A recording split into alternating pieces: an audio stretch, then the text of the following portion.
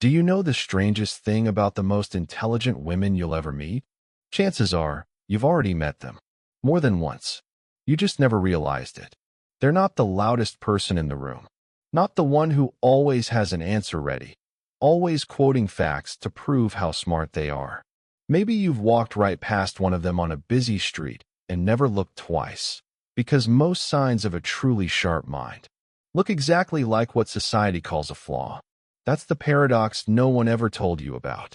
And if you've ever felt too different, too hard to fit in, or constantly misunderstood even when you did nothing wrong, this video might just be for you.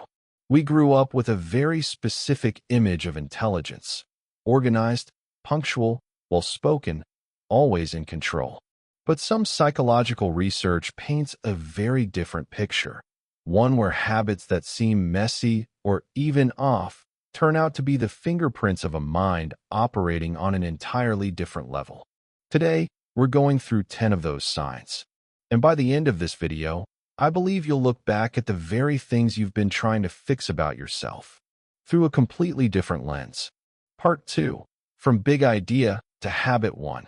There's a truth almost no one talks about. The more intelligent a woman is, the further her inner world drifts from what the outside world expects of her. She thinks more. She feels more deeply. And she notices things that most people never even register. Because of that, the way she reacts to the world can sometimes seem genuinely hard to understand to those around her. Stop for a second and consider this. The very behaviors that make a woman seem strange are often the direct result of a mind experiencing the world on a deeper level. It's not that she's trying to be different.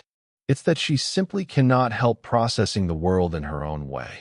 And that way of thinking leaves its mark on even the smallest things she does. So then, let's look at those marks.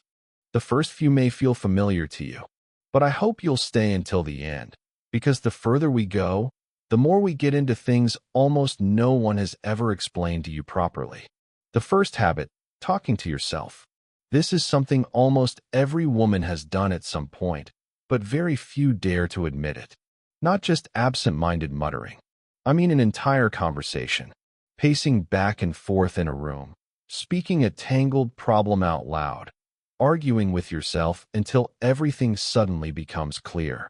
From the outside, it looks strange. Society already assumes women should always be calm, composed, certain.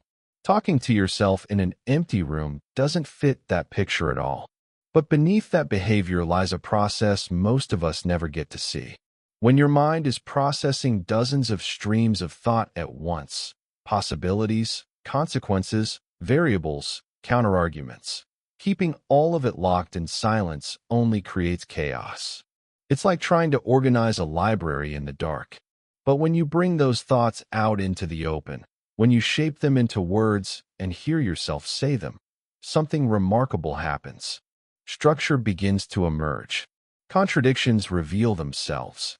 The way forward becomes clear. Lev Vygotsky called this phenomenon inner speech, the bridge between thought and language. In his view, putting thoughts into words is a natural part of how humans organize and develop their thinking. You're not talking to yourself because you're lonely. You're talking because your mind is too alive to stay silent. Have you ever caught yourself mid-sentence in an empty room and immediately felt embarrassed? But what if that moment was never something to be embarrassed about? Perhaps it's simply your mind's way of turning chaos into order. Part 3. Habits 2 and 3. The night mind and the brilliant mess. The second habit. A mind that wakes up when the whole world has gone to sleep. Perhaps, right at this very moment, many of you are living with this habit without ever understanding why. You stay up late. Very late. Long after the rest of the world has already fallen asleep. Your whole life, you've been taught that waking up early is the secret to success. That people who stay up late are lazy, undisciplined, wasting the best hours of the morning. And for women, that pressure weighs even heavier. You're expected to be the one who always has everything under control, the one who rises with the sun to conquer the day ahead. But psychological research tells a completely different story. Numerous studies on circadian rhythms have documented a very clear pattern. People with sharper cognitive abilities tend to gravitate toward later sleep schedules. That's not laziness. That's not a bad habit. It's something deeper than that. There's a particular kind of stillness that exists only between midnight and 4 in the morning. The notifications stop coming. The expectations are set aside. The roles you've had to play all day long. The listener, the fixer, the one who carries everything on her shoulders, finally fall away. And in that quiet space, a sharp mind finally finds room to breathe. During the day, your attention is pulled in 100 different directions, by work, by relationships, by the quiet emotional weight a woman carries all day without saying a word.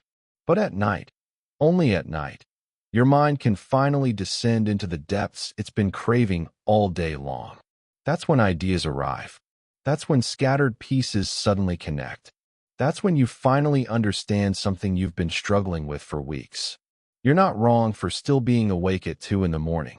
Perhaps you're simply someone whose mind refuses to stop until it's truly had the chance to think. The third habit, brilliance in the middle of the mess. This is the one that's going to make quite a few of you feel completely seen. A cluttered room, a desk buried in papers, a mess that, to anyone looking in, seems like clear evidence of a lack of control, and a quiet shame you've carried about it for years. Women, in particular, are judged far more harshly for this. A messy woman, in the eyes of most people, is almost seen as a kind of moral failure, disorganized, overwhelmed, unable to keep up. We've been trained to associate tidiness with virtue, and for women, that training begins painfully early. So early that most never even notice it happening. But a famous study out of the University of Minnesota tells the exact opposite story. Researchers found that people working in messy environments actually generated more creative and innovative ideas than those working in clean, sterile, organized spaces. Why? Because the mind of someone with sharp cognitive abilities isn't concerned with alphabetizing a bookshelf. She's busy solving something far bigger than that. She's prioritizing.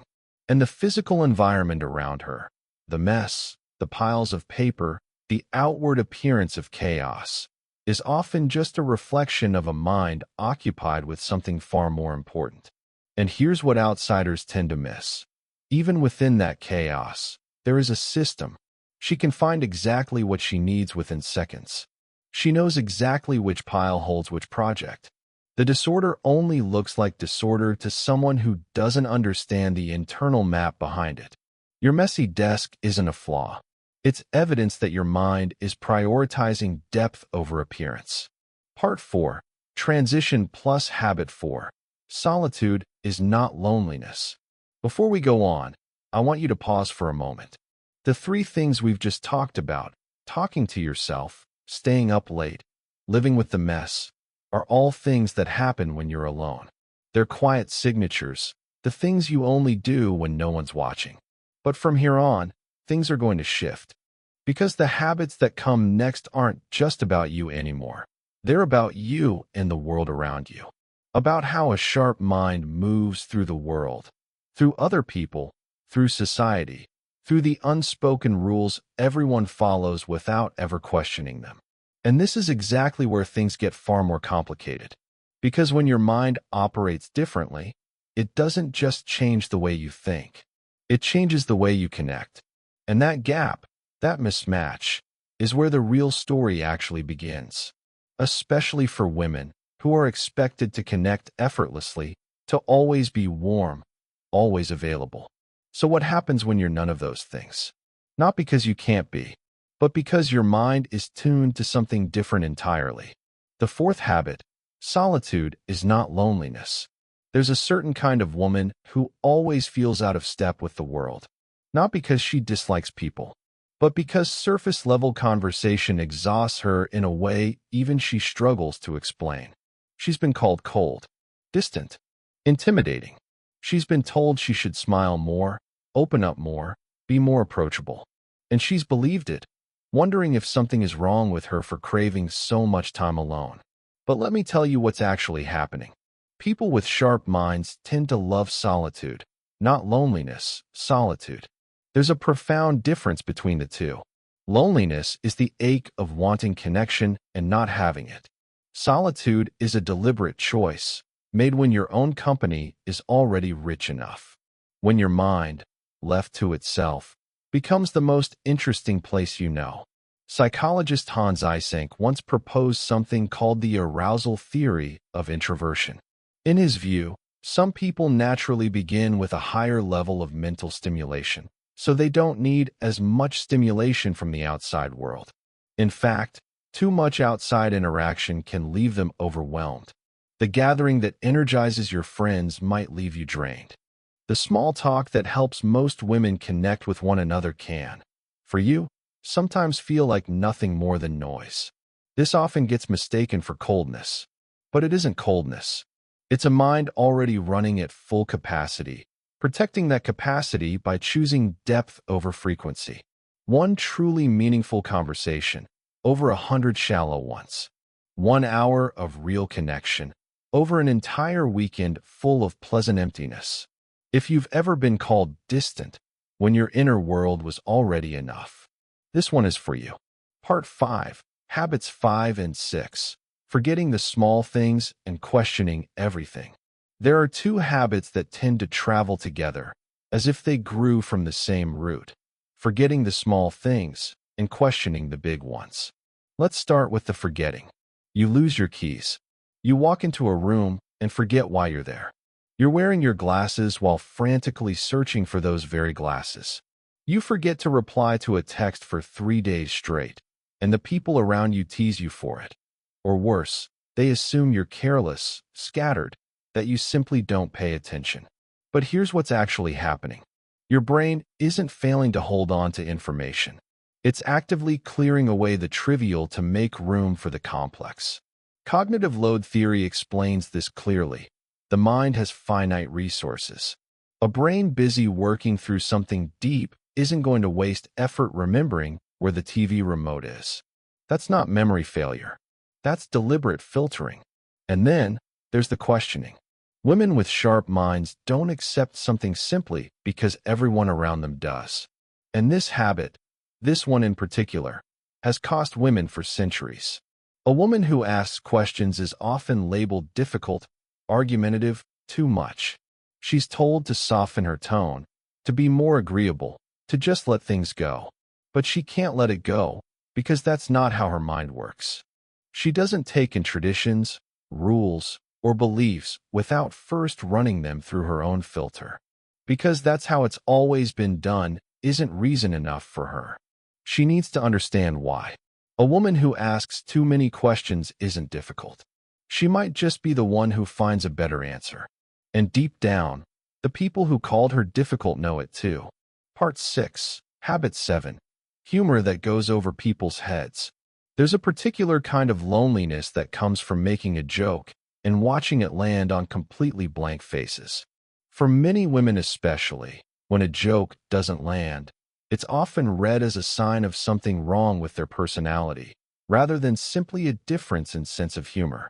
The ability to understand and use sarcasm, dark humor, and layered meaning is often thought to be linked to sharp cognitive ability. Because to do that, the brain has to hold several layers of meaning at once. The literal words, the real meaning underneath, and the gap between the two. That gap is exactly what creates the laugh. All of it happens in a split second. Women with sharp minds often find themselves in a strange situation. Their humor is too fast, too layered, too subtle. They say something carrying 3 layers of meaning at once, only to watch others catch nothing but the surface.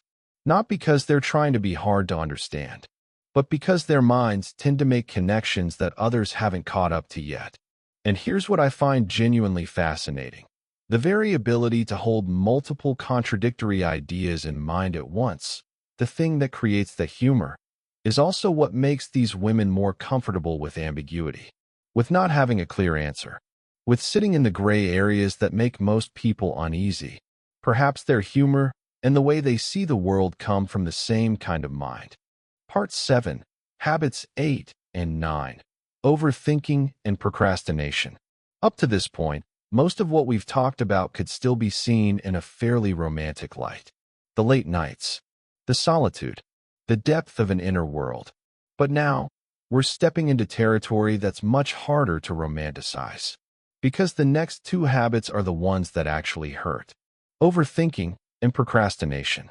Two twin burdens of a sharp mind. And for women, they carry an extra layer of weight.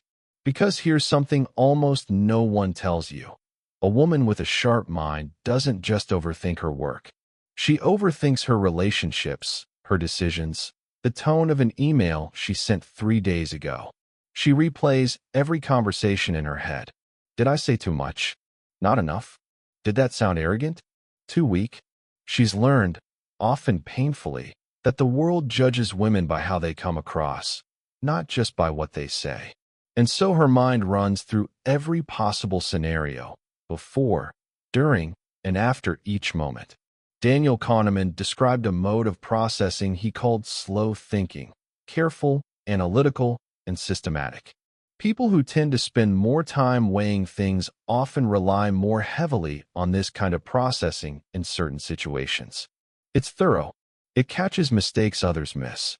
But it's also exhausting. And when that combines with the pressure to constantly weigh how one's words and actions will be received by others, a pressure many women develop over time, you end up with a mind that almost never truly gets to rest.